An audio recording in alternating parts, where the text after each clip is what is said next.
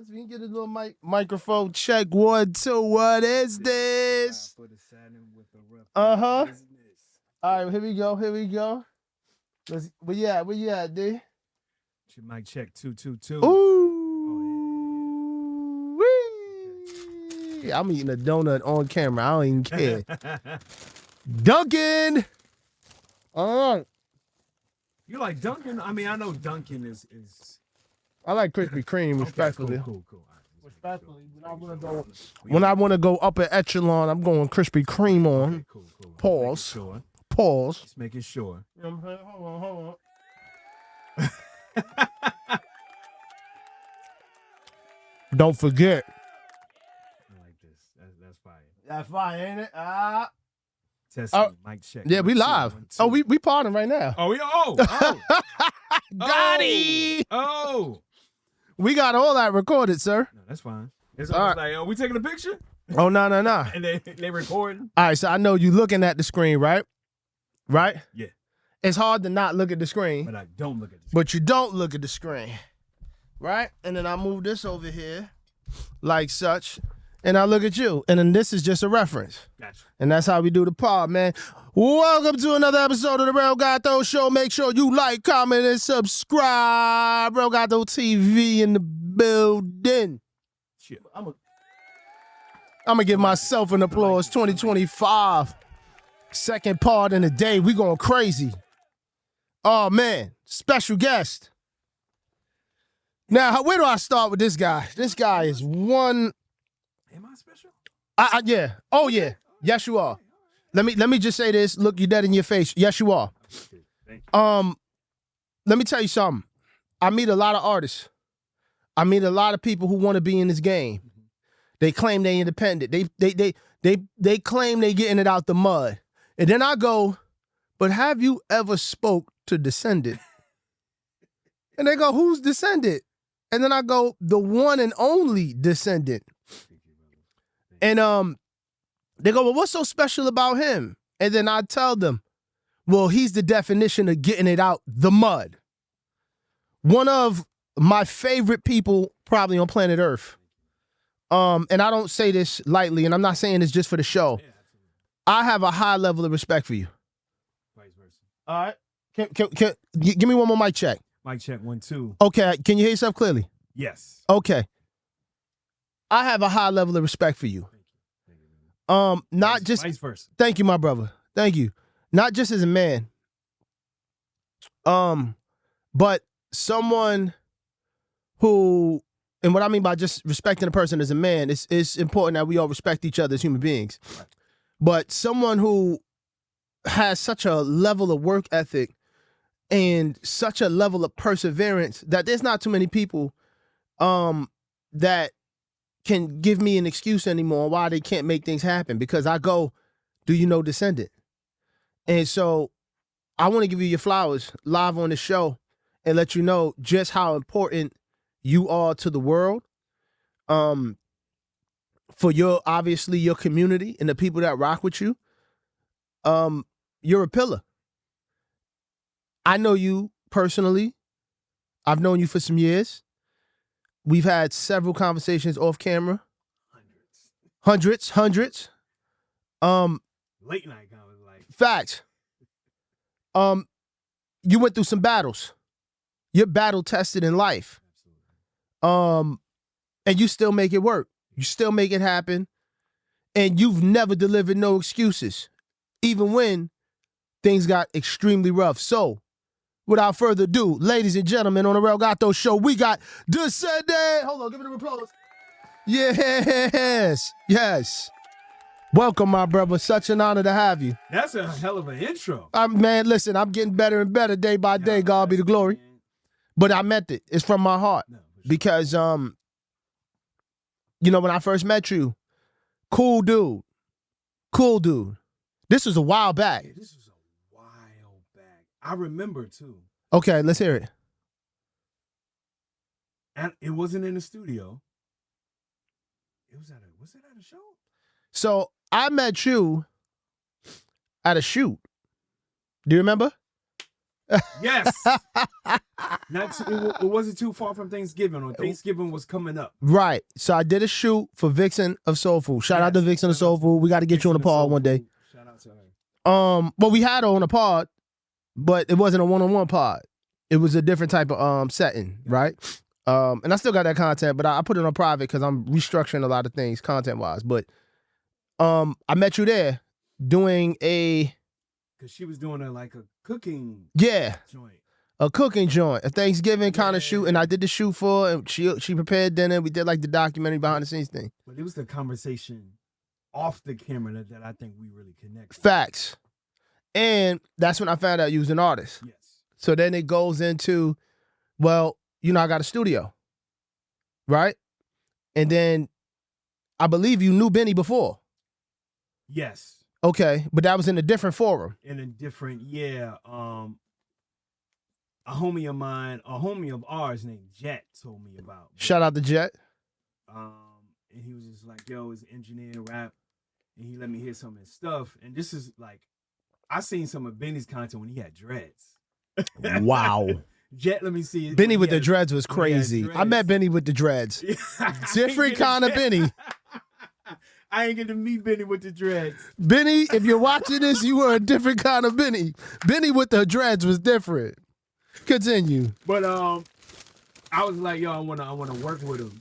I don't know, just the content that Jet let me see. I wanted to work with him. I'm like, oh, because Benny wasn't there at the shoot. He was not. And I was like, and it's funny how God works, because I was looking for a studio. Right. You know what I'm saying? And that's how we all connected. And ever since then, I've been locked in with y'all. My fault. I'm rude as hell. I'm eating on my pod, but I don't care. I'm starving. Bro, this is your pod. Yo. It's your pod. Shout out to Dunking Up the Block. Serving the community. My man gave me 2 donuts. I'm like, for what? He was like, Happy New Year. I said, oh, thank you, my brother. Trying to get rid of. Okay, so I'm podding, but I'm eating, and this is kind of rude, but I don't care. Whatever. You were looking for the studio. We definitely had a good convo. Yeah. We connected. Yep. But you also was connected to Benny. Yep. Unbeknownst to me. So small world, right? And then you start coming through the studio. And this is when we really got a chance to get to know each other and build. Off camera,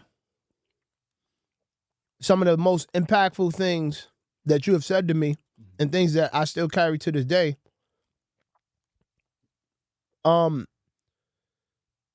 It's to be quite honest, I didn't anticipate getting that from you when I first met you. When I first met you, my first impression was I know you was a solid individual. I could tell right off the bat. But I didn't know the extent of the community work that you did. I didn't know to the extent of how you perceived being a black male in America, because we didn't get that deep in the conversation. I didn't know your views politically, but as we began to kind of like work together on the music side, I've learned a lot from you. I've even had to challenge some of my own perspectives. So did I.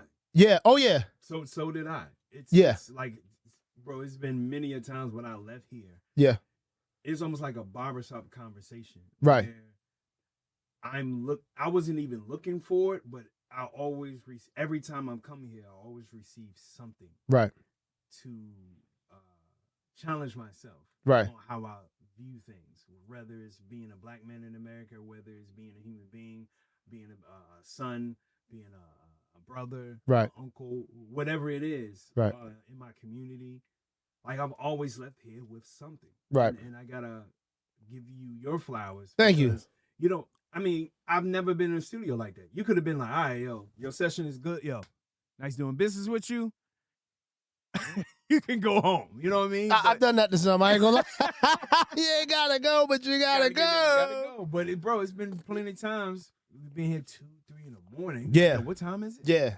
Bro. And full disclosure, never has this man asked for a discount. He's always paid full price. Me and Benny were just talking about you the other day. helped Red Autumn financially so much by just supporting this business and us and giving us the privilege to provide the service for you. And we would have to give you free time just because. That's how solid you was. Because some guys we recorded and they not as good as you as an artist, but they'd have the biggest ego in the world as if they're doing us a favor. And it's like, do you not know who we are? Right.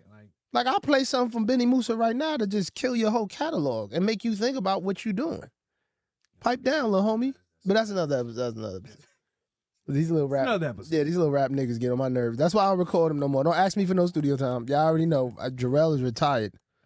Anywho, but I met you, and we got into deep conversation. We started talking a lot about Black issues, and this was at a time where I think, from my vantage point, and looking and talking to you now, I think your perspective has slightly changed. I think you have grown in your understanding of Black issues in America. And I want to kind of elaborate on that. We can kind of get into that now, about how you went from super, really community activist to more of a community strategist. Wow. Let's go. You put that in. That was my Joe Rogan moment. That was fire. That was fire right there. Yes, sir. My issue that I start to notice, not only in New York, but in North Carolina, where I started and go to college, and even after college, back home in Virginia, and the biggest issue is how we treat each other. Wow. That I continue to see that continues to bother me. Because my thing is, right, like this whole protect Black women thing. No, I hopefully I know you know where I'm going. Go ahead, cook. But cook. I agree with it. My issue is, like, people wear the t-shirts, the hoodies, the hats. Right. But are you actually doing that? Or is just a slogan? Okay, hold on. I'm going to give you some pushback. Okay. How could you protect something that you can't provide for financially? Mm-hmm. Or they don't respect you as the provider of that level of protection? In other words, they look at another source for their protection. Because when you say protect Black women at all costs, we have to understand something. A, not all Black women are worth protection. B, a male's life is valuable too. Absolutely. Black male's life is valuable too. So that's my pushback. Go ahead. I agree with you. I'm more speaking on like the respect level. Okay. It's just not, like, you can't wear a t-shirt like that and if you sexually assaulting women. Right. Now SA is not cool. Not good. You can't wear a shirt like that or say that and every other word out your mouth is bitch and hoe. Right. And you're literally disrespecting the people, or you only want to protect people that you're trying to sleep with. Okay. That you're attracted to. Right. And if you're not attracted to it, well, you could, and I see this in this community. Before we even get to the financial part, right? Do I respect you as a human being? Now here we go. Here we go. We're gonna go crazy now. Let's do it. How could I respect a human being, or how can I respect this person? And I'm not saying this is all Black women, but how can I respect someone in the femininity of this particular individual where they are doing things to degrade themselves on a mainstream level? I'll give you a case in point. Everybody's talking about it. I spoke about it before. You have the first possible president-elect female minority, right? Some may say she's Black, whatever. I'm not going to get into that. And then you have Meg Thee Stallion twerking during her campaign. Does a individual deserve that level of respect and protection when they are riding the fence? Megan Thee Stallion, or are you talking? Well, about? I'm not gonna break it down to the individual, but I want to okay, break it down to like the culture. Like, in what culture is a presidential electoral campaign not revered enough where someone says that's not a good idea to have Meg Thee Stallion shaking her ass on national television with kids while we're possibly one of the most historical campaigns. But in other words, who called that play? And does that play look good for black women? Being that Meg Thee Stallion is a black woman shaking her ass during a campaign where a woman who's, minority black, however you want to spin it, is running for president. I feel. I think for me, and what I started to realize is I have to go beyond the culture. Oh, okay. And because the culture itself is just like society, it is self-destructive. Wow. It's almost like being in the hood, like coming from the hood where I'm from, like Right. it cheerleads the most vile, the most violent, the most ignorant, low vibrational actions that you can think of. And our culture does the same thing. Who does it more, men or women? I don't know. Honestly, for me, I think it's both. I think it's tied. Well, And here's the reality. Here's the reality. Women make up the most biggest consumer base in the United States. Yes, absolutely. Right? So let's break it down to the black community. We're what, 15% of the population, 16% of the population? Right? If we had to guesstimate, which percentage do you think is higher in consuming patterns? The male part of that 16% of the population or the female percentage of that population? I'm going somewhere with this. Probably, I don't know, probably female. Right. So like, let's say probability. Okay. So let's just say that if they are known to be the most consuming side of the equation of our community, and you have mass corporations that understand that profit off of consumption of ignorance, that's what we're talking about when we say culture. Consumption of ignorance or consumption of things that are actually productive. And then once we consume that, we manifest what we consume, and that becomes our behavior, and then that becomes our culture as a collective. As a collective. So, but I still, even that, if you want to say black women and black men are close in second. You know what I mean? Well, but it's only two. It's only two. So Right.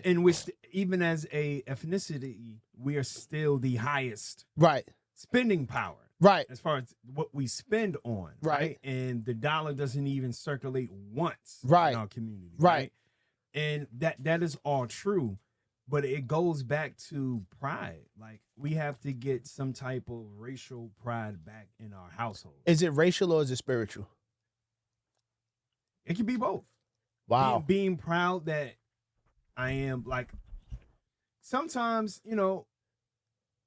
like, for instance, like, I only get called this around people who think they know me, right? Right. Which is being pro-black. Oh, you pro-black, blah, blah, blah. But Right. I'm like, it's funny because I would expect that more from white folks Right. than black people. Right. Because it makes me go deeper. I had a conversation with a friend of mine. I'm not gonna say their name. Right. Shout out to that friend. Shout out to that friend. And it made me realize how much people are ashamed of being black. Yeah. Like, and someone who isn't or doesn't show that and doesn't display that makes them feel uncomfortable. Okay. So to make me feel not, I guess, less uncomfortable, let me point out that, like, it's a joke going around. Like, black people, we will tease each other for the weirdest. Oh yeah, yeah. Smart ass nigga. He know how to read a Yeah. book. You Like, scientist. Yeah, he's smart. Y'all having a smart conversation. Yeah. And I'm like, wait, what? Or, my, like, even growing up, like, you talk white. Yeah. Right? And I only got it heard it about my uncle, who he was from the hood, but God rest his soul, he became professor, Old Dominion, he had his master's, all this good stuff, PhD. Okay. But when he's around other black people, they'll wait till he leaves the room and they'll tell me, "Yeah, your uncle sounds white." And I'm like, "What does black like?" Always, then what does black sound like? So okay, all right, I'm okay. So it like hearing that, I'm like, that's just an example, but it goes back to as far as if I know better, regardless of who's doing what, I'm going to continue to do better. I agree. Even if a woman is disrespecting herself, and I feel that way, I'm not going to go, well, she disrespected herself, so I'm just going to add on to it. Right. No, I'm not going to do that. I'm guilty of that. No, that's fine. I'm really reformed to that. Like, let me give you a case in point. Like, I'm walking with the Lord right now. Right. I'm doing the best I can. Yeah. But I'm guilty of going to a strip club and being like, let me throw this money at this stupid. Yeah. And I'm the dummy because I'm throwing the money. She's at work. Yeah. But at least, but even just going deeper than that, like how we look at women as an object and not a human being. I want to get into that. That's what I mean as far as even being in like an activist, which I don't even call myself that, but noticing how it will be a lot of black men in positions of power, but they have no discipline. Okay. All right. To the point where if you're on a podium saying we need to do this for black women, blah, blah, blah, but behind closed doors, if you sexually assaulting women. Yeah. You're looking crazy. You're looking crazy. Yeah. Regardless of if the woman's promiscuous, I messed up that word. Even the woman that's sleeping around or whatever. Right. If you know better, you should do better. Well, let me be very clear. Like, no woman, no matter what, can do anything to justify someone essaying them. I don't want to use the other word. I'm going to say essaying them or doing anything. I did say that. Yeah, it's all right. Don't worry about it. I don't care. I don't want to do. I don't believe that. Like, there's no amount of sexiness that a woman can dress to warrant someone to violate her. Right. And I think that is an extreme measure. Anybody who does that to a woman, I don't think it has anything to do with them and how that woman particularly dresses. That is more so, from my vantage point, not just a mental thing, but a spiritual perversion. Yeah, absolutely. And evil spirit. Evil spirit, right? That would do that to a human being. But I'm talking about more so, you mentioned the word objectifying. Men or black men in the black male culture objectifying women. Would you say that is an innate behavior, or would you say that is a learned behavior? And if so, where did we learn that objectification of black women? Because I'm going to frame it. Objectification of a person, meaning, oh, you're just seeing them for sexual gratification, but you don't do anything, meaning you don't violate them. You get what I'm saying? Mm-hmm. You don't hurt them, but you only see them as sexual, as an object, as you would say. That has a two-part thing to it. A, because we're animalistic and human beings, you can't help attraction. So, of course, you'll look at a woman and go, wow, she's sexy. That's not necessarily wrong. What's wrong is the violation, meaning the disrespect of her humanity during that objectification process. However, do women objectify themselves? And that's where it goes to that question. Is it a learned behavior? Is that an innate behavior? I think it's a learned behavior. Mm-hmm. I feel like everything goes back to the household. Okay. For me. And the enemy has done a great job in breaking the household, right? Oh, yeah. Like, it all goes back to what we learned or what we didn't learn. Right. In our household. If we were protected or we were not protected in right. our household. Right. How do we see our parents communicate? Right. How do we see our parents love? Right. How do we see our parents communicate? Right. how do we see our parents love their parents, Right. and their siblings, Right. and their friends, their job? Like everything is so many layers to it that affects a child's mind. Right. And I read somewhere like, as far as the things you learn or didn't learn in your childhood, it carries with you until adulthood. I agree. And even for me, speaking personally, I'm still unlearning a lot of things that I didn't learn, or Right. that I seen, or at an early age I decided to do that, and it's been a difficult journey experience. Right. So that's why I say it's a learned experience of how did I learn to not only respect women, but respect myself. Right. Am I respecting myself? Right. You know what I'm saying? Yes, I can say that woman is sexy, but if I can't get past that, there's something wrong. Well, I agree. Like, make no mistake about it. I do agree. Right. Everything has to be done in moderation. Mm-hmm. Right. And I'll play devil's advocate. Right. There's times and places, without getting too explicit, that women sexually like to feel objectified. They like to feel desired. They like to feel like, yeah, he gonna tear me up. They like that in certain scenarios. Yeah. I just think that Safety. safety, Safe places. right? Safe spaces, respectful spaces, Relationships that, yeah. right? And men, we got to learn how to read the room better. We got to learn how to read the room better. That comes with game, and that comes with experience, And learning how to communicate. and here's the interesting thing, and this Everybody, not just yeah, men. everybody needs to learn Right. how to communicate. Not, oh, I rolled my eyes, so you should have known. I scratched the back of my neck, so you Right. should. No, communicate what is what, right. so that way I don't have an excuse to say I didn't understand. So now I'm gonna give you more pushback. Okay. And I realize this. There's a lot of things going on social media about women wanting honesty, but then when you be honest with a woman, she doesn't want that. And so especially in relationship dynamics, right? Like if I'm the type to communicate and say, hey, I think you're beautiful, I think you're attractive, I keep it very respectful, keep it cordial, and say, I want to pursue something with you, I want to get to know you on a different type of level. Mm-hmm. Some women may say that that's what they desire, that level of honesty, but I think men don't quite understand women. They want that level of honesty from the men that they're attracted to, not a guy that you're not attracted to.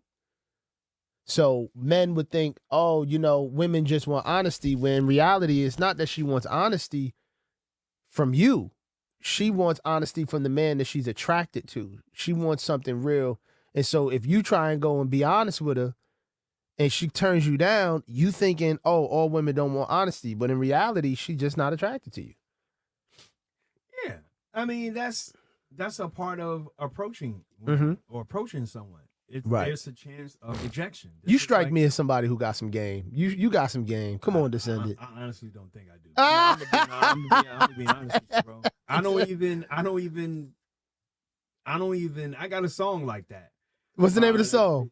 It's going to be on my next album. It's called Dodge the Bullet. That sounds like but it's a twist with it, right? Because that sounds something. I feel like even with social media, because I hate social media, we get it twisted. Social media is a place where we show our highlights. Highlight reel. It's everyone's fault, except ours, right? Right.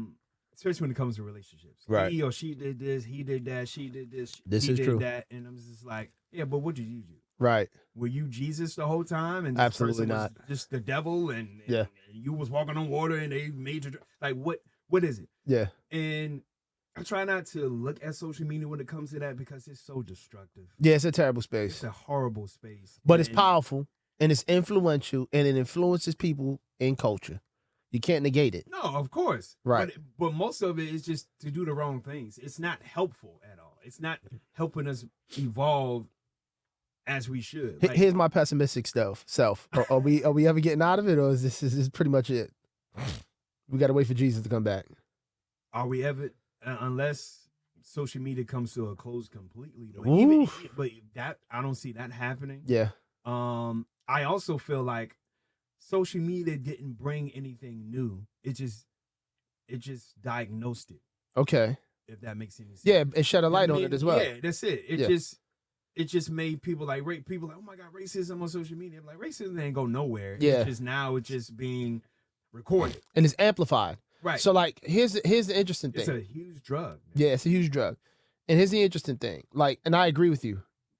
And I go back to it, biblical days. There's nothing new under the sun. King Solomon said that, right? Here's the interesting thing about social media though.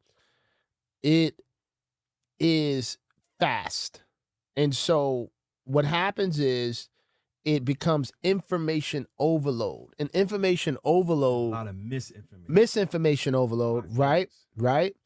And now you have, and here's the interesting part. Your level of misinformation could be somebody else's truth. So now we don't know what the truth is. Right. And then we have multiple echo chambers going on simultaneously. And these multiple echo chambers are now they got AI. Now that they doing AI profiles. Right. So we don't even know if you're speaking to a human being. But it doesn't change the fact that it is still shaping culture. And there's no way around it. If you're not on social media, then you don't get a voice. But do we need yeah. Think about it. Unless you're still on that's unfortunately that's the truth. Yeah. Unless well, individually, yes, for sure. Yeah. And then here's the wild part, right? You as an artist, and I'm going to get into that. We're going to segue into it. You wouldn't have the same opportunities that you created for yourself if you didn't have social media. I've seen some of your campaigns. I disagree. Okay, let's hear it. Pushback. Yes. Because I don't, not to date myself, but I was out here shaking and moving before social media was even created. Agreed.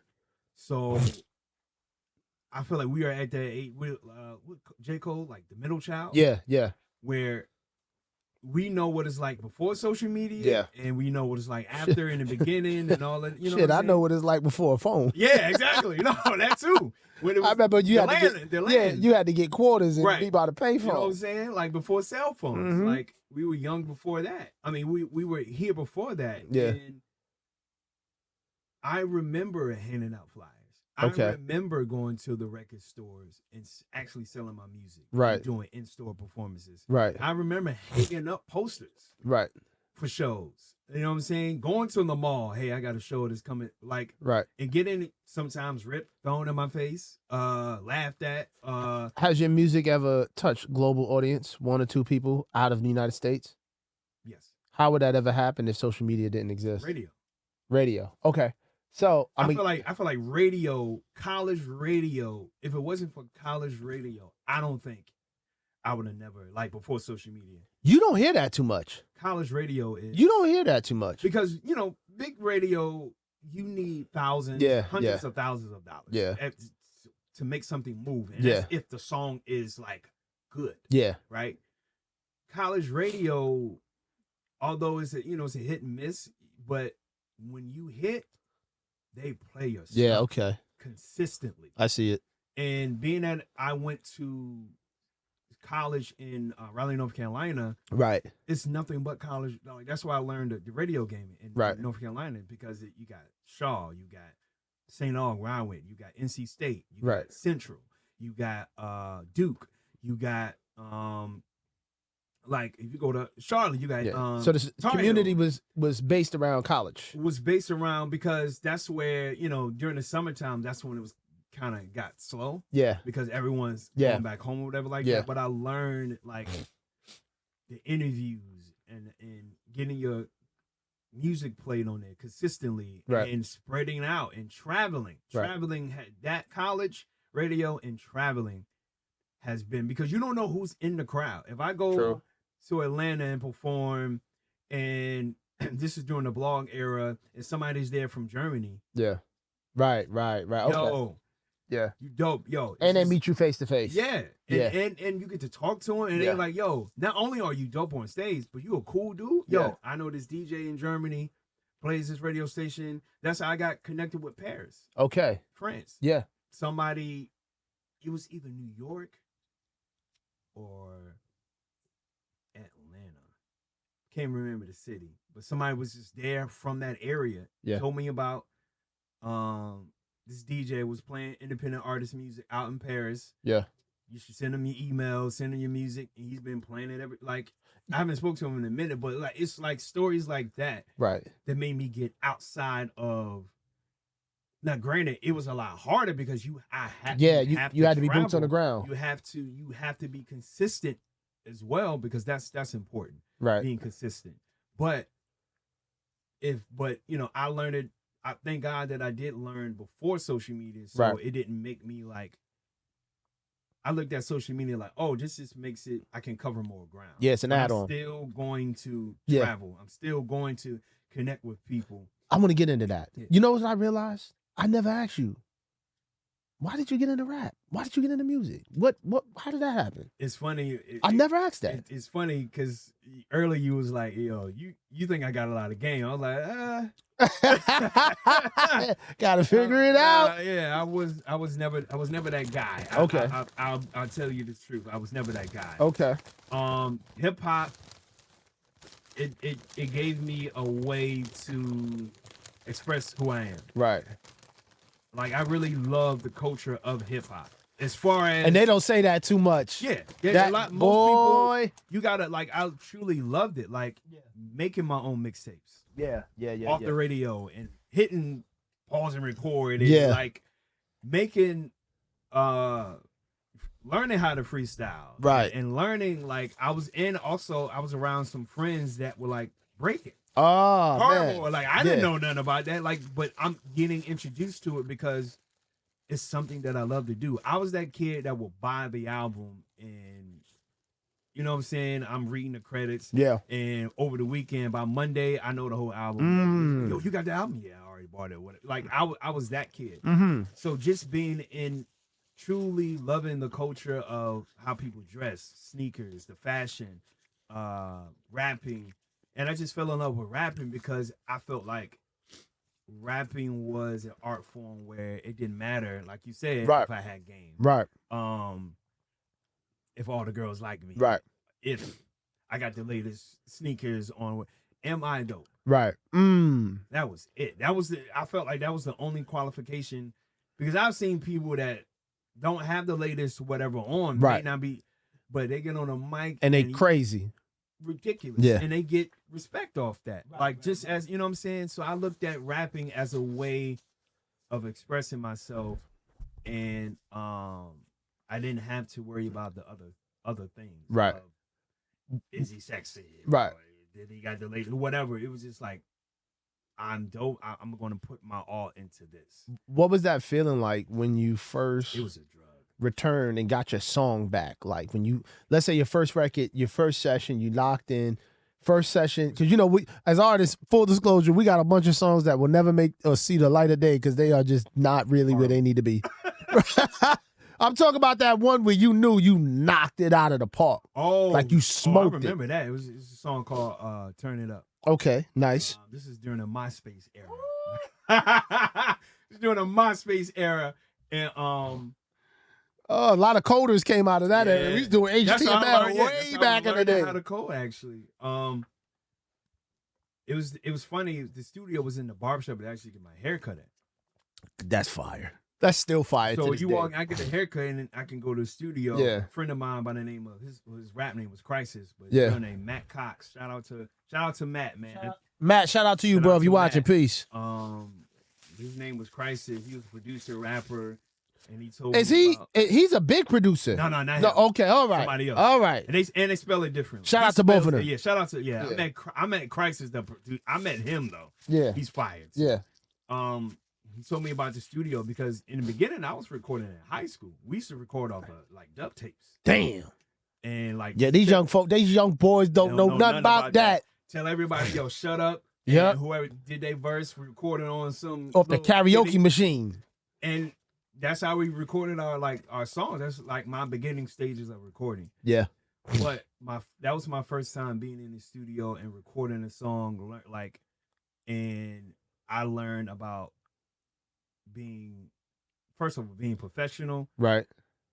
being on time management, and not wasting time in the studio. Like, oh man, I etiquette. learned how to like, because in high school we had to, like, there was no mess up. Like, Right. oh, punch in. No, you got to do the whole, because it was Yeah, a yeah, dub tape. You got to do the whole verse. Yeah. So I would practice over and Yeah. over and over. Yeah. So when it was time for me to do the studio, I just did the same thing. Yeah. Over and over and over. Only thing, the shout out to, I can't remember the guy's name, but he really produced the record for Yeah. me. Like, yo, you should say it like this. If Right. it's the hook, you should come in like this to let people know it is the hook. Right. Right. But I knew my song. Like, I knew it. And once I heard it, the first time I heard it, I was like, damn, I got a song. Like, it was addictive. Yeah. Yeah. To hear that, and to hear me, especially, recording in high school with a dub tape, and actually going to the studio, putting it on a CD, you getting in the car, you hearing it, you let your friends hear it. Right. It's on the radio. You know what I'm saying? Yeah. Like, that process. But just me being in the studio and hearing that. Yeah. That was it. That was it for me. And let's kind of go into that, because one thing that you didn't mention at all was convenience. It wasn't convenient. Oh no. It was actually tougher, because the technology was tough, and it wasn't cheap. Right, and it wasn't cheap. Right. Not cheap. And it wasn't the cleanest mixes and masters neither.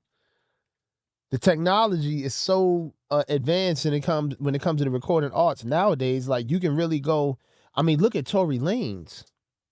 Tory Lanez dropped an album from jail, recorded it from the jail phone, and whoever engineered that deserves the highest accolades of engineering, because I can't even get a level of mix like that in the real world. Well, I could. No, that's a lie. I'm capping. But just the fact that that's what I got to compete with is incredible. Yeah, so, and that's all thanks to the technology. But like you said, our era, when we first got into it, and full disclosure, I'm a late bloomer when it comes to music. I got into this game when I was 22 years old. Okay. You know how I started rapping? Yeah. That's a good question. How did you start rapping? So back in the day, when I was a young little whippersnapper, young Rell Gato, young grasshopper. I used to have a little clique that we used a part of in Flatbush, right? Called LPS, Lyrical Poetry Spitters. And I never forget it. I was a young boy. And when you young in the hood, you always hanging around like you got the bigger homies with you. So I'm about 13 years old. And I never forget it. Shout out to Prince. Shout out to Mahardy. I still remember their name, 13. We would all get together and write the raps. And I wasn't as good, but I would be around them, and it was nice. Mm-hmm. And I remember the first time we went to the studio, it was in this basement in Flatbush, and it was crazy because it was this big blood dude. I'll never forget it. I forgot his name. But we was in his basement, and he had the craziest $150s on his face. I'm talking on his neck. Yeah, he was like, it was wild. You went to the studio, he had a big machete. He had a chop, like a gun, in Flatbush. So I was around that, and we would go to the studio, but he had the studio set up, and he was trying to get into engineering. So we would rap, and then I'll never forget, like, the first rap that I wrote, and I rapped it for them. They was like, yo, I said some crazy line and some shit that I don't own and don't got, but it was so fire. Everybody was like, they was like, yo, we got to record that. So I'm like, damn, I bet. So I get up there. We had a little inbox. Yeah. You know what I mean? That was the thing back in the day. No, not the inbox. My fault. He had like a little, it was like a little, like a track recorder, like an 8-track recorder. Yeah, right? Right. So, but it was a standalone unit. It wasn't no Pro Tools. And he had the little, he had an SM58 microphone, real cheesy setup. I'm talking like hanger pop filter with the stocking cap on it. It was terrible. It looked like some shit out of jail. Like, we looked like, like I know he did time, but it looked like we was recording out of That jail. was his first setup. Right, first setup. I don't even think he had regular speakers. It was just like the little Logitech computer speakers that he had hooked up to the mixer. So we was moving dusty. But when I heard myself through the speakers, I'm like, yo, that's fire. But then at 14, 13 years old, right? You running around with your friends. You know, I didn't have nobody to invest in me. You know, my guys who was older than me, they was probably in their 20s, but they didn't have no money to invest in no real studio time, so it just fell by the wayside. So 14 years old, all the way up until age 22, I had went to college because I was trying to stay out of the streets. I was kind of like doing dumb stuff, you know, but I didn't want to go to the streets. So I was like, you know what, let me just enroll in college and say I'm in college. Take whatever. So I started studying, well, I went to school for liberal arts like an idiot. Why idiot? Because that was just stupid. Like I should have just picked something and just stuck it out and see what happened. Right? And I'm calling myself an idiot. Whatever y'all do with your life, that's on y'all. I don't care. If you want to take liberal arts till your face falls off, be my guest. But for me, it was stupid. And I was going to, and it's funny because during that whole entire period, my little brother, Geraldo, shout out to him, he was getting into music. So but he was in the Bronx. So I would go every so often and visit in the Bronx. He was building a studio. He had his own thing called 5 Grand Entertainment. My father was like the fake manager. He thought he was Joe Jackson. This shit was crazy. He swore it was the Jackson 5. He'd come in the studio like, yo, G, you got to put the Congos on there. It's like, nigga, we rapping. Congo? Yeah, don't worry about it. My pops a trip. I love him to death. I got a podcast with him too. It's fire. Oh, yeah, I need that. Yeah, it's fire. It's in the tuck. But so yeah, I would come around, but I never would rap. And then I remember one time we made a song called Dougie. Before like the Dougie Fresh song, you know, like we made a song and it was fire. My brother made the beat. We all had a verse on it. I spit my little verse on it. But I still ain't want to do it. So I'm like 17 when we do the Dougie song. Fast forward, all the way to that time period, I'm doing a regular thing, trying to get a job, trying to stay out of trouble, going to school, right? Boom. My old boss for this company that I worked for pulled me to the office one day. Now, me, I'm thinking I'm in trouble. Like, I done did some dumb shit. Like, I'm like, oh, man, here we go. I'm about to get fired. Yeah, I'm about to get fired. He calls me to the office, and he looks at me, and shout out to him. He goes, yo, Rell. He goes, Jarrell, right? I'm like, hey, what's up, Tim? You know what's going on? He's like, you tell me. I'm like, oh, here we go. Here we go with the dumb shit. Yo, just tell me. Just tell me. Yeah. Don't play games. So I'm like, all right, you know, I'm here, you know, just he goes, how do you feel about the job? I like the job. I like helping people. I like serving people. You know, I'm bringing value. You know, I came with some nonsense answer. I just really wanted to keep my job. Yeah, I just wanted to keep the job. Yeah, you know, the same stuff I got for the interview, that's what I came up with. So, okay, cool. So he goes, Jarrell, talk to me for real. He's a brother. He goes, talk to me for real. He goes, what are you doing here? I'm like, I just told you. I just told you. This is what I'm doing here. He goes, no, this job is for people who failed. I was like, wait, whoa. He was like, hear me out. Same face you made. Hear me out. He said, this is for people who failed at the end of life and they just need something to hold on to. He said, but you're different. You're smart. You can speak well. You're a handsome looking guy. You need to be doing something more. Then he asked me this question. What did you used to do when you were 16 years old? I said, you don't really want to know that, Tim. I was running around the streets.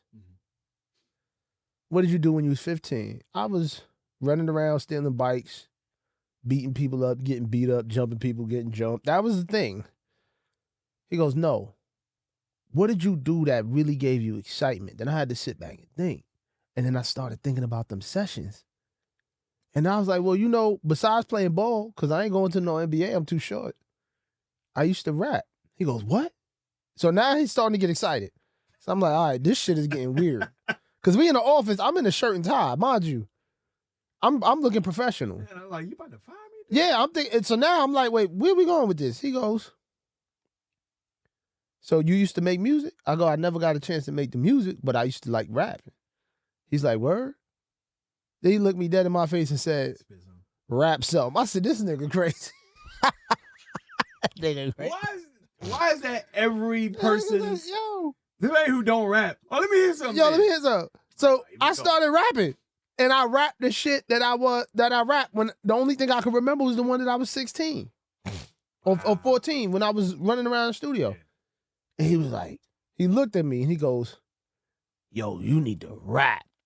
I know Swiss Beats, I know this. And I'm like, wait, hold on, Tim. This threw me the hell off. So I was like, okay, I'm a rap. Now, mind you, remember my brother was in the music. Right. So naturally, if my boss tells me that at 22 years old, I'm going to run to my brother. But I said to myself, you know what? Already doing it. Yeah, because he's already doing it. I said, you know what, though? All right, bet. I'm a rap. I said, let me invest in myself. I got the job, so I bought my own first machine. Didn't know what the hell I was doing. I done went and bought some shit that came out in the 80s, and I'm sitting there trying to make a beat. Niggas is making beats on FL Studio going platinum. I'm over here with the machine about this The big. actual machine. Bro, I'm so outdated. The PS 3000. Yo, I had a Roland MV 8000. That was my first piece of equipment. It was like a fake MPC, but it was fire though. But it was so outdated. Niggas was on Logic already making beats and FL Studio going crazy. And I'm on Logic. I'm on an MV 8000. The era of everybody on their computer. Right. So people doing the beats on a laptop. So I brought this machine. It took me about 10 days to figure this shit out. Then I went to my brother and I said, yo, I can't figure this out. I need help with this machine. I need help with the studio. Help me. So I went to my brother. And shout out my brother G.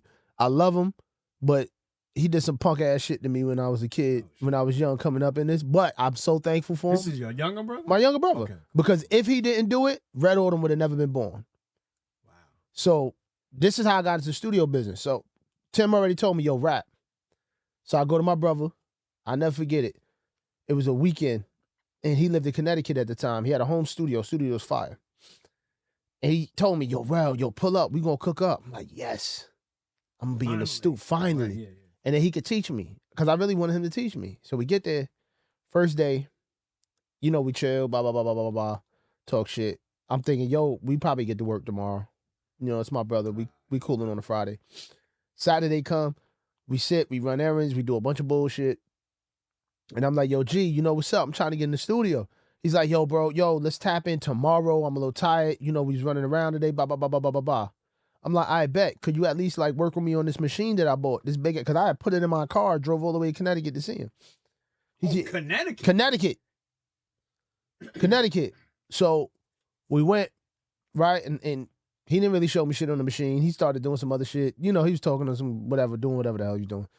So I'm like, I bet. So Sunday comes around and he's like, and I'm like, yo, G, come on, bro. I want to cook up a song. I got these lyrics. I'm trying to get this off. You know what he tell me? Yo, Rell, I gotta leave because I gotta run the Queens right quick. I'm like, yo, wait, hold on, gang. You gotta run the Queens for what? Yo, the shorty, you know what I mean? She want me to go do this, and this with her. And I told her I was gonna do it with her. I said, but you told me to come here. I came all the way up this way. He said, yo, bro, my fault, bro. We gotta get together another time. I looked at him dead in his face. I said, don't worry about it. I'll holler at you a little bit later. Pack my stuff in the car. I never forget, it was pouring rain. I said to myself, I'll never go through that ever again. From now on, I'm going to get whatever I need to get on my own. Studio, boop, boop, boop, whatever. And I'll never have to worry about any studio time or somebody telling me no ever again in my life. That's how Red Autumn was born. And that's how, it's funny, my situation. First of all, that's a beautiful story. But it takes sometimes your own to get you to move in the direction that you should go. Wow. Like, and sometimes it hurts. Yeah. No. It sometimes. Yeah. All the time. Yeah. It's painful because I had a similar situation with a job that I was working at. Yeah. It was a moving company. Yeah. And it was this older. I can't remember his name, but I never get his face. And what he told me, he was like, he said something very similar. Like, yo, what do you? I was a teenager. I was what, 18, 19. I did do a semester at Thomas Nelson Community College, but I had to drop out. I ain't had no more money, but I had like a 4.0. So now I'm just working at this like temp agency, and I was working at this particular moving company. Yeah. And every day, this older gentleman will pull me to the side and say something very similar, like, "What are you doing here? Right. Get out. Like, whatever you got to do, get out. Leave. Like, move. Like, this is not a career. Right. And you too young." At the time, it was like 18, 19. Still rapping, still doing all that. But he was like, whatever you got to do. He was just more of like, get out. Because this is a dead-end job. Yeah. And he said, yo, you the youngest person here. Mm. And it was a huge gap. It was like me, maybe 2 or 3 other people. That everybody else is like in their 50s. Yeah. 40s, 50s, 60s. Yeah. He said, bro, this is, you like, it's not every day he would do that. Yeah. Until he said, I'm going to keep doing this until you move. Wow. Even when, like, it was a temp agency and I got permanent, everybody was like, congratulations, you got permanent. Yeah. He was like, no. What do you, like, leave? Yeah. He kept saying it until like, the day I left, he shook my hand, gave me a hug. He said, that's what I'm talking about. Wow. Whatever you got to do, don't ever come back. Like, I don't want to see you here again. Wow. If I see you hopefully it's somewhere in the bed. But he was like, yo, I'm glad you're leaving. Right. Because I was going back to college, so I had to quit. Sometimes God put them people in your way.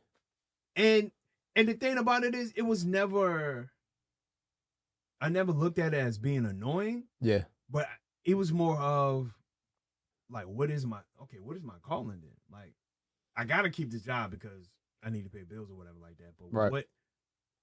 what is, like, whatever he's talking about, like, I needed to hear, because I knew that this job, but it's the only thing I had as a job. Right. But to hear somebody who don't know you from a can of paint, right, don't know my mom, nothing, but he was just an older gentleman in his 50s at the time, and he was just like, bro, leave. And so let's piggyback with that. You left, you get into the game, you pursue the game. Mm-hmm. When did you feel like you were actually making progress as an artist? And I want to get into that's a trick question because you never feel that. But right. Go ahead. I also want to get into you putting on your own tours, because that is very interesting. Mm-hmm. You doing your own tours, you financing your career as an artist, because you have no backing, and you have done more than artists with backing. Mm-hmm. This is an actual fact. I want to get into that. Let's touch base on that a little bit. And it's funny, even when I was working at that, I was still doing shows and albums or whatever like that. But selling physicals. Yeah, physicals. Yeah, this is before streaming. Yeah, selling physical. Did you make profit? I made a whole lot more money selling physicals. About it. The moment. That damn streaming. The moment I just, because I was protesting against, like, when streaming first came out, and streaming first came out, it was only like major labels, major artists. But then it's like a year or two later, it was like, all right, you can now TuneCore and CD Baby and all that. And I was still selling my stuff on Bandcamp. Mm-hmm. I had a little website, and I was making bank. Enough so where I could finance the next album and the next short film I'm doing, because a lot of people think you make money off the music and you spend it on food and you spend it on chicks and you go to a hotel and you go on vacation. It's an investment to go right back into the music. All money in. Yeah, literally. So that's what I was literally doing, and I made a killing. I made a lot more than streaming. Yeah. You know what I'm saying? Just independent, just selling 500 copies. Yeah, that's some chicken. You know what I'm saying? That's some chicken. Like, the last, I sold 450 copies, physical copies. Yeah. Then I sold over 500 copies digitally. That's some chicken. For $10. That's some chicken. Physicals was 12. And the digital was 10. That's a 10G flip. Bro. Don't sound bad to me. And I put it right back into the next album. Now you can't even get $10 over Spotify. Can't even get $2. Got to do 1 billion streams. Bro. And you get $45.83. Wow, bro. That's really wild. But as far as touring, I would literally just go to a bunch of open mics. Okay. So that's how I started. That's the how I touring. started. The touring. Okay. This is in the beginning of the. Excuse me. This is the beginning of the social media era. Yeah. Or word of mouth. Like Okay. Even before social media was like that popular, just word of mouth or people knowing. And I'm just going down there just to check it out, just to see what it is. Yeah. And yeah, it was just a lot of open mics. So what I would do is I would set a weekend. Like Atlanta up here in New York. Yeah. Just travel up and down. Yeah. Work the East area. Coast. You know Yeah. what I mean? Yeah. Go to DC. Go to Philly. Carolinas. Touch base there. Yeah. Exactly. I didn't go to Florida as much though. Yeah. But constantly go to these open mics. Yeah. And just work the crowd. Yeah. Continue to work the crowd. Continue to show up. Yeah. Even if I'm first. And we all know open mics is a hit and miss. Oh, absolutely. Oh my goodness. Absolutely. One night could be one open mic could be yo. The next one could be like yo. Yeah. Why am I But you here? always get one. If you do a good show and treat them all the same. Every time. Yeah. Like clockwork. Regardless of how bad it is. Regardless of how many people there. Yeah. I don't care if it's one person there. I'm gonna treat it like it's 10,000. Yeah. We're gonna rock. We're gonna rock out. I don't know who you are. You don't know, and so I was building clientele as far as just people. And you put on a hell of a show. Thank you. I paid money to go see your show. I'm an old geezer now, so I don't go out nowhere. By the time I do MMA, by the time that's over. Oh yeah. I'll be in my bed looking like a crippled ET. You ever seen my nigga Zordon when Zordon got sick in the Power Rangers? That be me. In the blanket? I mean, they're like Rangers. I be telling my kids, get daddy some water. I be in there hurt. But I've been to your show. You rock a crowd. You're a showman. All of those days. And full disclosure, I make music. I rap. I've been on stage. I've put on for shows. It is not an easy thing to do. So you are a showman. You know how to get the crowd enticed. You know when to drop the song. You know when to go a cappella, which most artists ain't doing nowadays. You know how to interact with the crowd. Where'd you learn all of that from? Continuing to go into open mics. Well, two things. Learning like the open mics was my gym. Right. Okay. Literally.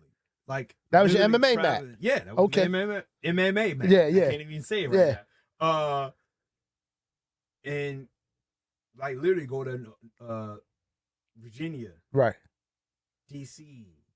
All the way, not just in Raleigh, but in Durham and Charlotte, and go to Atlanta and just work out. Right. On that. Get your reps in. Get my reps in. What do they call it? 10,000 hours. Right. And I would also study. YouTube was to this day is my everything. Absolutely. So I would look at, even if I don't do that type of music, but I will look at just their stage presence. I would look at old videos of Parliament Funkadelic. Ooh. I would look at old videos of Big Daddy Kane. Right. I would look at videos of Snoop. I would look at videos of Jay-Z. Right. Especially DMX. Yeah, RP DMX. Showman. Like. And he was doing it in Tim's. Tim's are heavy to walk the crowd with. With no backtrack. Yeah. Just instrumental. And barking. RP DMX, man. And Busta Rhymes is probably like the pivotal. Top 10. Top 10. Performers, music. Yep. Public Enemy. Like anything that I could find on YouTube, I would continue to study and grab bits and pieces. Like I could do this. I like this. Let me add this, but let me add it with a twist. Yeah. I like how he said, "Put your hands up." Or I like even, for instance, put your hands up. Yeah. I would never say that. I would just put my hands up. And they'll put it up. And they'll put it up. Mm. I'll learn how to put a crowd participation song, when to put it in. So I put it in the beginning, so I wait until they're comfortable with me. What to wear. Right. Should I wear a jacket? So now when I move, my moves are more exaggerated. Like all of these things, studying and just going out and trying it at open mics. That was cool. I don't like that. Let me do that. And just continuing to work it. And like even practicing at home. Right. Like they don't do that no more. The craft ain't there like that. Literally practice every day. Tell me about the time you bombed. Because we all got one. My first time. My very first time performing Talk in about it. high school. Ooh, Called- oh! Yeah. I got booed. I wish it was cricket. Well, nah, I don't wish it was crickets because that would have been sad, Yeah, the crickets. bro. It was boo. It was like boo. Like What? Woodside Live. I was in 10th grade. Damn, bro, you tough. You tough. And my mom was there. What? Oh, My sister was there. nah, booing in front of your moms Bro. is crazy. It was wild. And bro, but it was Yo. this particular people who went to Woodside know what I'm talking about. Like hundreds of 100, 200, like it was a sold out. A sold out booing fest? Got booed, bro. Because my mic was off. I didn't know it. Oh. So I get on stage and I'm walking. And the thing is, we were a group. It was a big group. So it was an R&B song. This was like my first 16 R&B song. So while they're dancing, I'm supposed to like make my entrance and like rap. Yeah. I'm making my entrance. The mic is off. You should have just. Everyone's looking like. You should have just parked and sat at one of them seats. Bro, it won't even see, bro. But this is a real Auditorium. stage. It's a stage. This is a stage. Okay. And this is like real seats. Like it's a bro. I was embarrassed. Right. It was, and it was one of the football team who introduced us. One of the football, like the captain, and I remember walking back, and the dude was like, "Yo, just get off stage." Damn. Because my mic was off. They booted him. Just get off stage. Damn. I said, damn. That joint. It's on video. I don't know. Oh, nah, you got to show the video. You got to show the video. Find it, like, I don't know who got it, but yeah, because they recorded it. They recorded it. Damn, I thought I had a bad story, bro. This is my very first time performing, letting people know that I rap. Wow. All of that. Your debut. Nothing. And I'm gonna keep it real. I was still in raps. Okay. I was still in raps. Okay. Too. I was in, That's you reap what you sow. Yeah. I was still in raps. God was like, I'm gonna cut his mic off because he's stealing somebody's raps. The thing was, I wasn't quite confident in what I wrote. Okay. So, but the day of the show, I said but nobody heard me, so it didn't matter. Okay. I took a rhyme for LL Cool J. Damn. Took a whole. I ain't gonna lie, the new guys who coming up and rap, y'all might not think LL Cool J was the GOAT, but LL Cool J is the GOAT. He's the GOAT, man. He had this joint and it fit perfectly with this song. So what song did you steal from? I think it was called Playboy. Wow. From his 10 album. Playboy, bro. The album was called 10. But yo. You so from Playboy. Loved it. Of course. And I'm like, again, this is something that I learned. I was 15. Uh-huh. That now I'm like, fuck, I can't. If everyone love it, I can't. Yeah. My whack ass rhyme. Yeah. Be... Then you go down a life of stealing. Right. And then before you know it, you on crack cocaine. You know what I'm saying? Big Bang Hank out here. You know what I mean? Just taking raps. Milli Vanilli, just fake. You know? Just fake. Bro, it was it crushed my confidence, and I'm like, damn. And I'm, now that I look back on it, I'm like, yeah, it's LL Cool J. Of course, people gonna of course. Duh. It's like, duh. And it was an R&B hip hop joint. But honestly, having that mic being like, it made the average person would have probably been like, yo, I'm never doing this again. Yeah. You know what I mean? Because I got laughed at. Oh yeah. my God. I had to of course, it's high school. We were ruthless in high school. Ruthless. Bro, that boo, those boos, they were on the tape. I was like, damn. Yeah. That joint. They probably could get off the stage. All that. Me go, that put a spark in me. I know you ain't never missed a sound check. And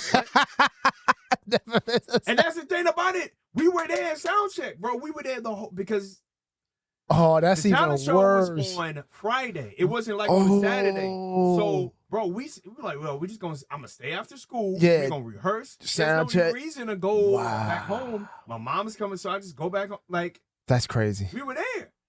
We rehearsed we were that that's another thing where I learned rehearsing. We rehearsed the whole show. Wow. It was showtime. Wow.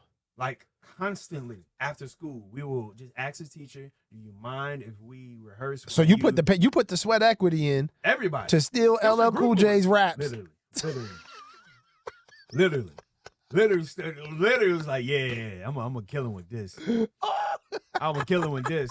And then, every time I did it, everybody was like, yo, that joke was, and I'm getting smaller and smaller because I'm like, damn, man, my rhymes is nowhere. Okay, so now let's get into who you are as an artist currently today, which I think is very dynamic. I'm not stealing. You're not stealing. No stealing the raps. No AI. No AI. In the none of that.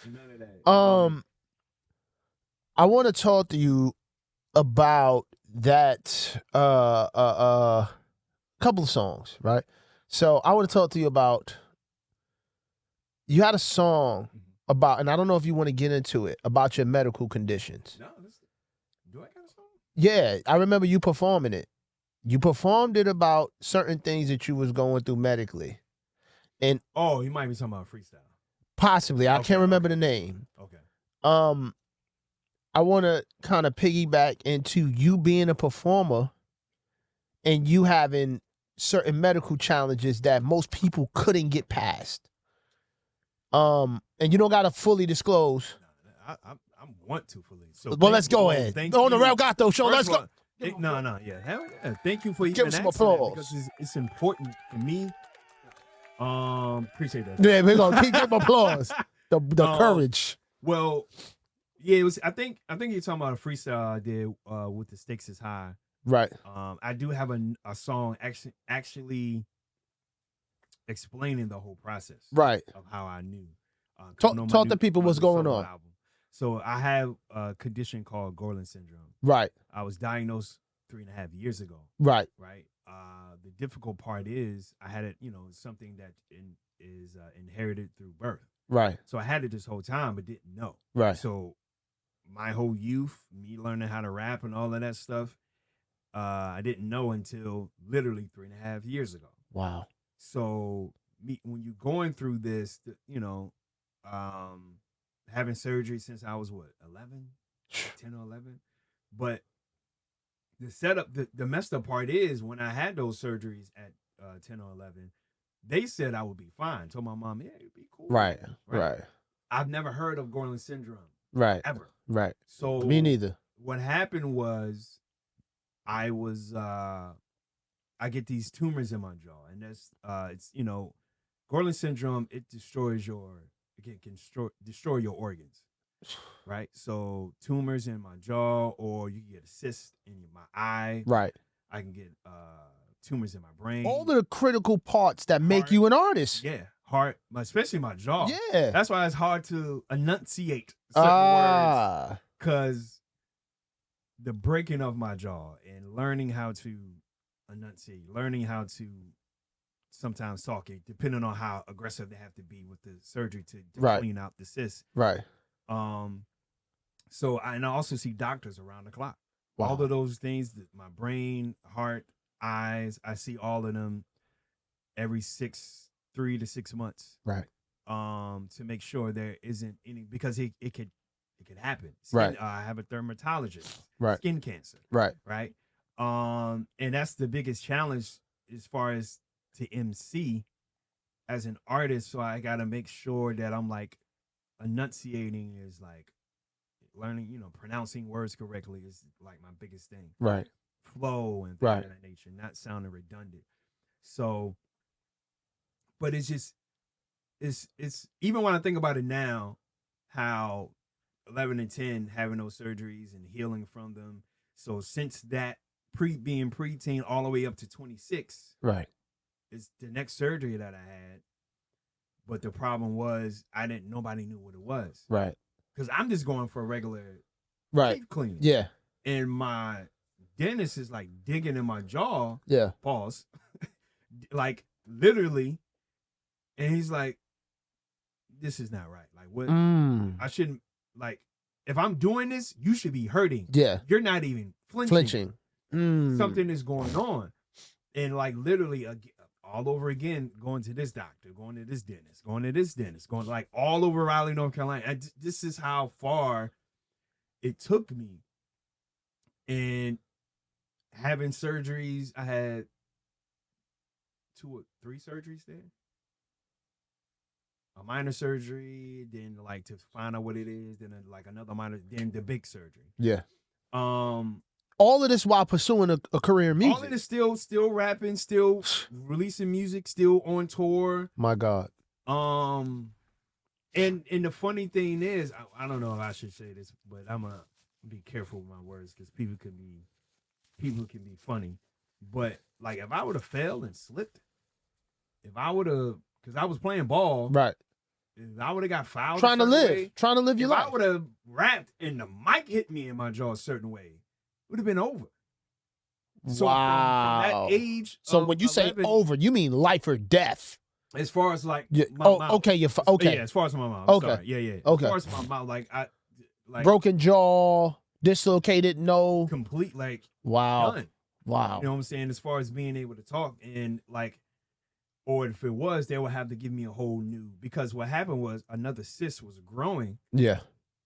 And again, the doctors at that time was like, you're fine, nothing to worry about. So that cyst was just like spreading all over my jaw from the age of 11 to 26. Wow. So think about it. The first time I'm like, even it's crazy to think about it. So like the first time I'm starting to rap and mics and playing basketball and going to college, graduating, and like living. all of this, just living, this tumor was just eating away at my jaw to the point that it spread to my even my nostrils. So sometimes it's hard to breathe. Like the cyst just grew and almost became cancerous. Wow.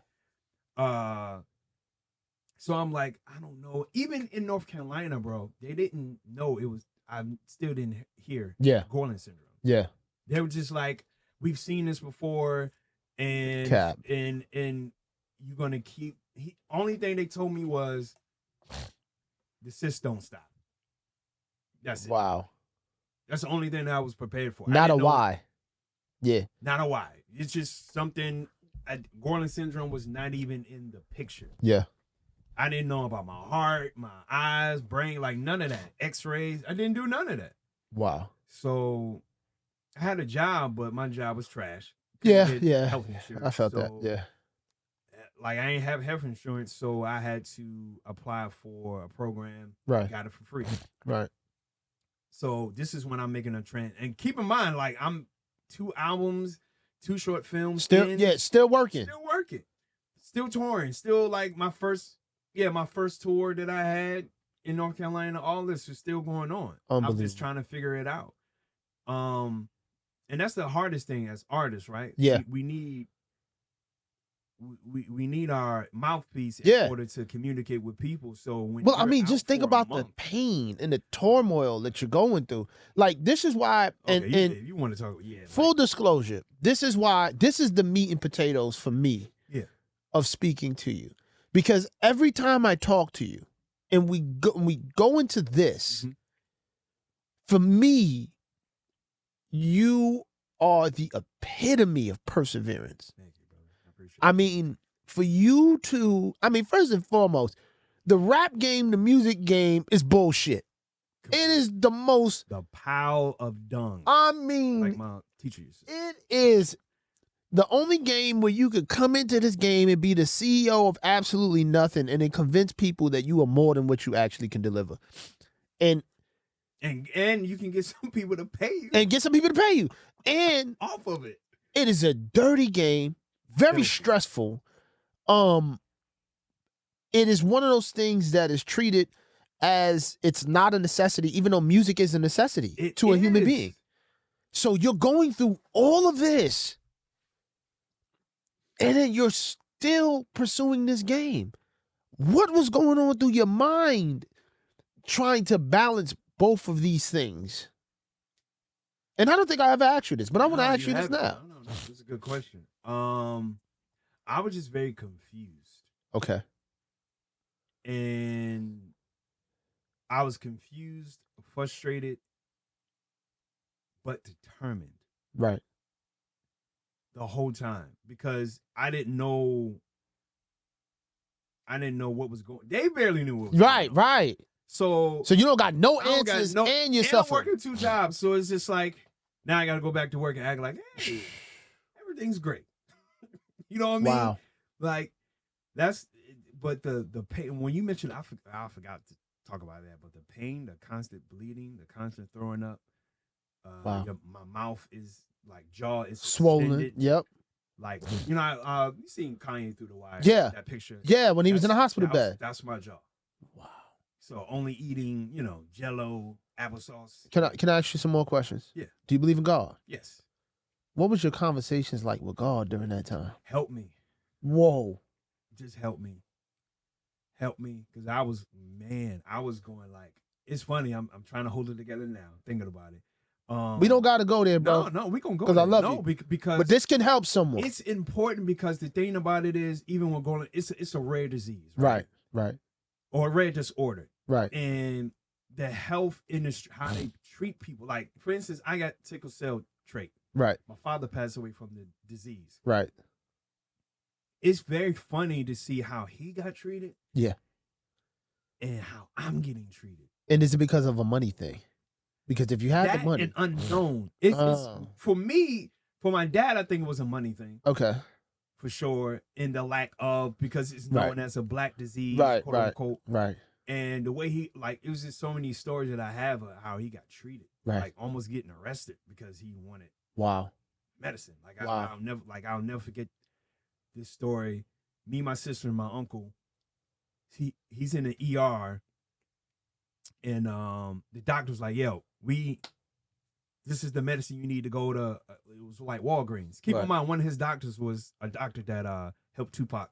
Wow. When he first got shot. Wow. Look at the irony. Very, very crazy. He actually got a picture with him, but he's all like bandaged up or whatever. But anyway, the doctor's kind of messed up. Yeah. Like, yo, Pac, yo. Like, wait, it was weird. Who called that one? That was a good look, It was very weird. But he went to the Walgreens, and each Walgreens would deny him of the medicine. And after the third one, my uncle was like, "Yo, what the hell is going on?" Yeah. We called the doctor. The doctor called the Walgreens. Oh, we thought he was just trying to get high. No. We saw him with kids, and it was just like, yeah, come on. What, I want you to hold it. I want to check the camera. Yeah. Hold on. Let me check the camera real quick. Sit tight. And we weren't recording. Damn it. Oh, at all? Nothing? Because we got the audio, but it timed out. All right. We back. So the camera probably timed out, and I'm kind of broke, so I can't even upgrade right now. So it might be a little black, but we're back. All right.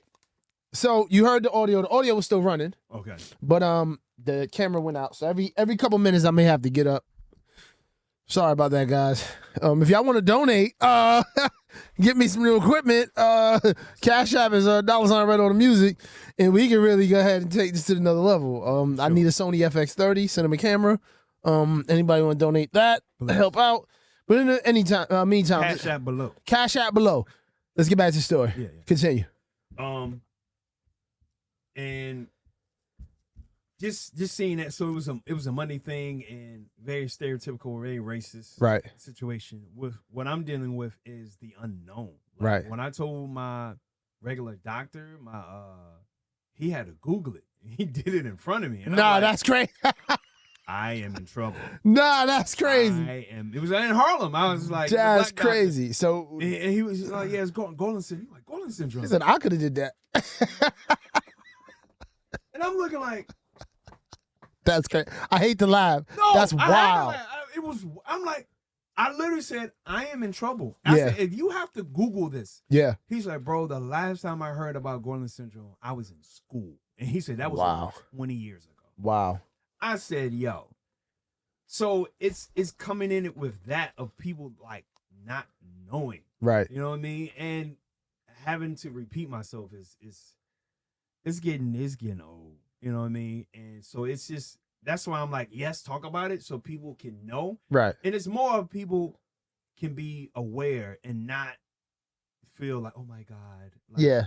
bless your heart. Like I'm not looking for sympathy. I'm looking just for awareness so people can know that it's real. Amen. And that there's other disorders out there. It is very painful. Yeah.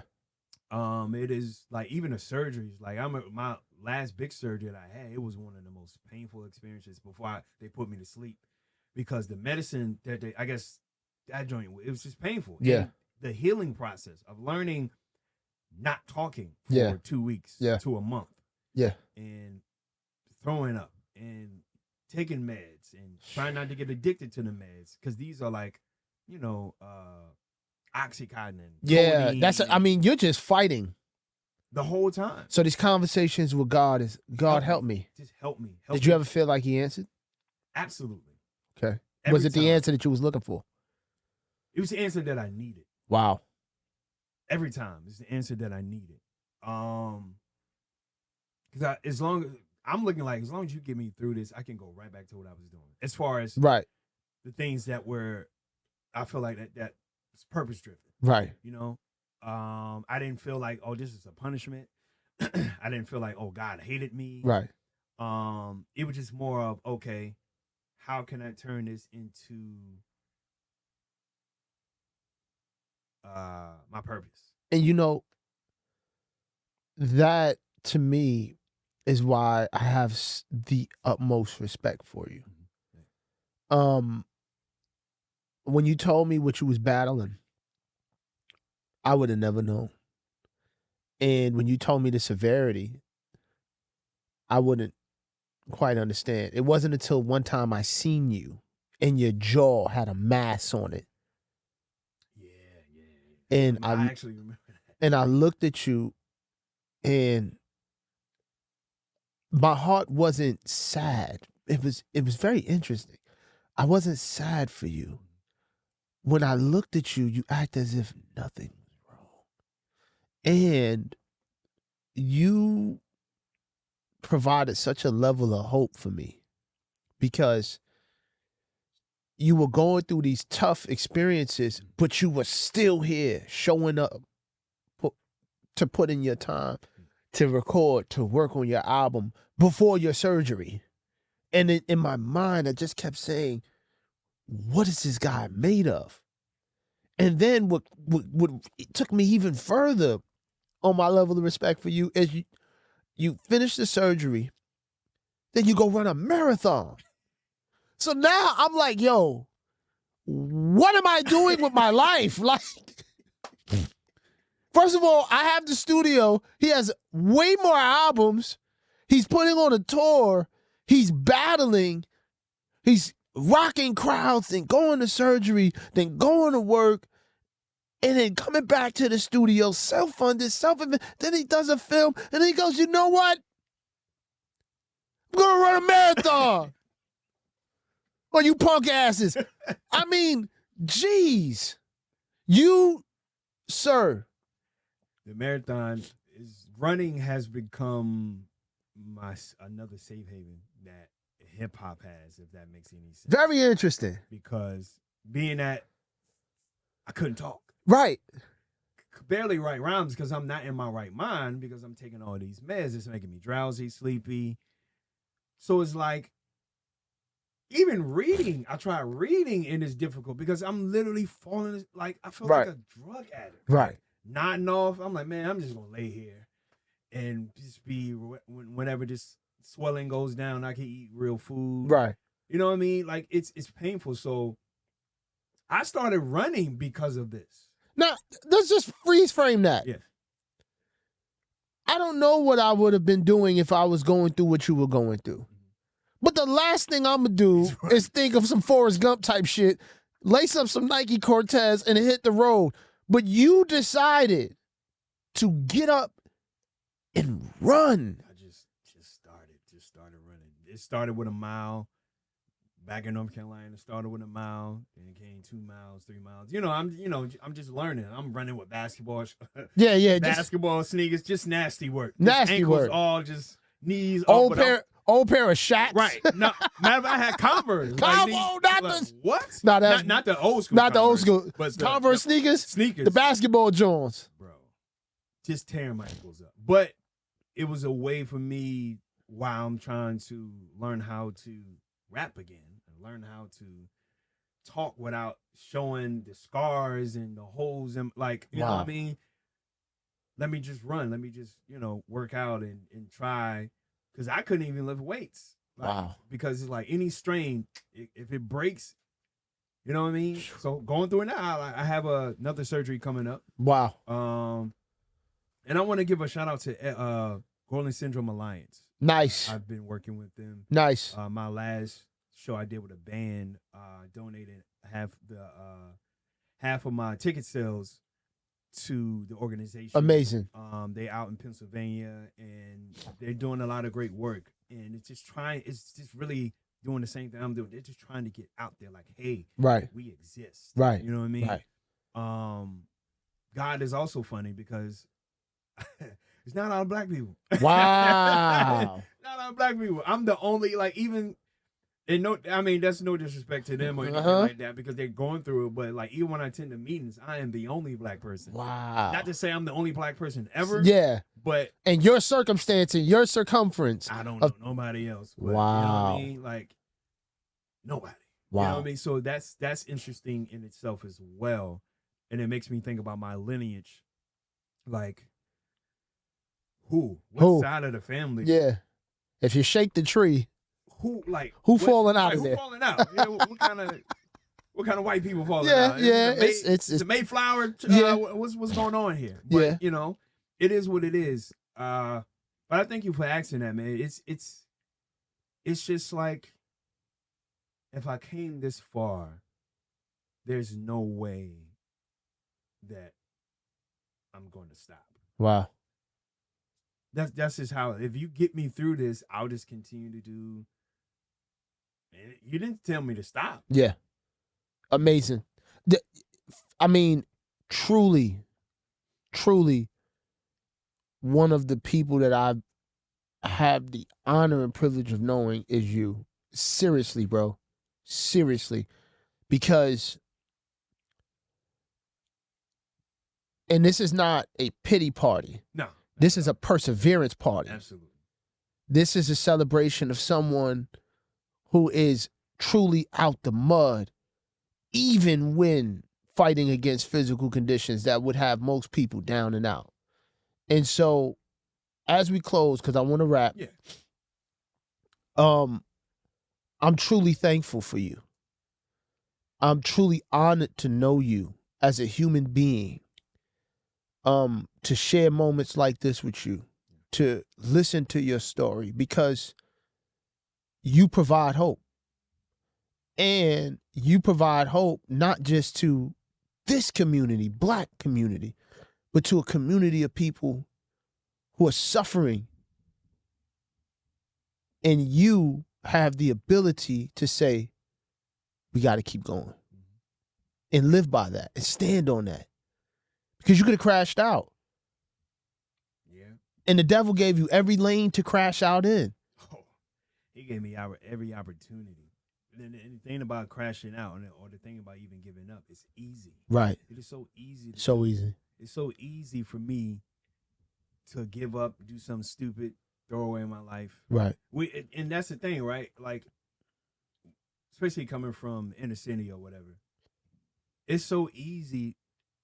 I got somebody on my phone that I can call to do something stupid. Right. Right now. Right. I'm pretty sure. Right. Do something dumb, but it takes work ethic, effort. It takes heart. It takes a will to want to move past that and elevate yourself to something that you haven't seen. Right. Right. Your imagination. I really believe that, I am above my environment. I am my imagination. Above your circumstance. Every day, regardless of how it looks for me, it's not over. You know what I mean? And like, even seeing people run the marathon, like I saw somebody run the marathon on like stilts, on like crutches. Wow. But they didn't stop. They didn't say, hey, people slow down because I'm on, move out the way or give me special treatment. Right. They ran the whole marathon despite their circumstances. So I'm like, yes, it's tough. Yes, and I mean, I'm gonna be honest. I'm gonna keep it real. It's embarrassing. It is, and it can be embarrassing sometimes. And I joke about it because even when my oral surgeon doctor, like, we be talking about like getting replacements or like jaw. I might have to get a jaw replacement. All this. He was like, bro, you've been dealing with this your whole life. And that's how we joke, because it's like, what else you gonna throw at me? Like, Right. I've it is what it is, Right. at this point. You know what I mean? But I'm just not gonna let it stop me in pursuing what I feel like what my purpose is. Man, I think honestly, you have done so much. You have so much to do. And I hope that this podcast serves somebody. I really do. It served me. Man, thank God for that. So I just want to thank you for even giving me a platform. Truly an honor. Because it's not, again, especially with social media, everybody's, gender wars and all this other nonsense. But something that could be of substance that can help other people. Yeah. A conversation, you know what I mean? Not what's trendy, but actually what people are going through. Right. You know what I mean? So I appreciate you for even creating a platform for that. It's so truly an honor. Absolutely. You, man, I mean, whew, been here for about 1:30, man. It's very impactful conversation. We definitely got to do a part 2. Yeah. Definitely got to do a follow-up. I definitely want to, obviously I don't have a large audience, but by the grace of God, the people that do follow this podcast, I definitely want them to follow you. I want them to check out the music, check out the films. We haven't even gotten into that. I mean, there's so much depth to you, man. You need a part 2. No, I'm down. We definitely want to get that other aspect of your creativity documented and spoken about as well, because it's important. I thank you, man. Thank you. And I want you to let the people know where they can find you at.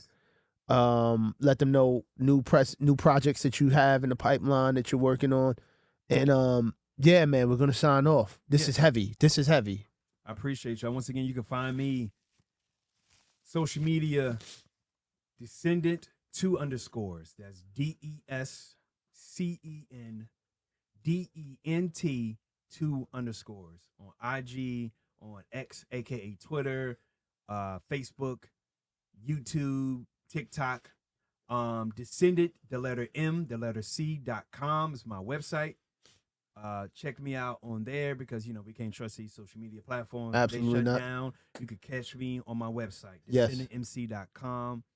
And I got a new album coming out, 2 new projects coming out. I got a live album, my very first live album, coming in the first quarter of 2025. Yes. I have a solo project coming in, hopefully summer 2025. I do have 2 new films out, short film. One is called From Hell, that I'm starring in. Shout out to my guy Julius. Yes. For directing and giving me this opportunity. It's a powerful film. Not gonna give too much away. Check it out on YouTube. And my film Tired, which is based off my song Tired, about police brutality and standing up. Hey, that sounds familiar.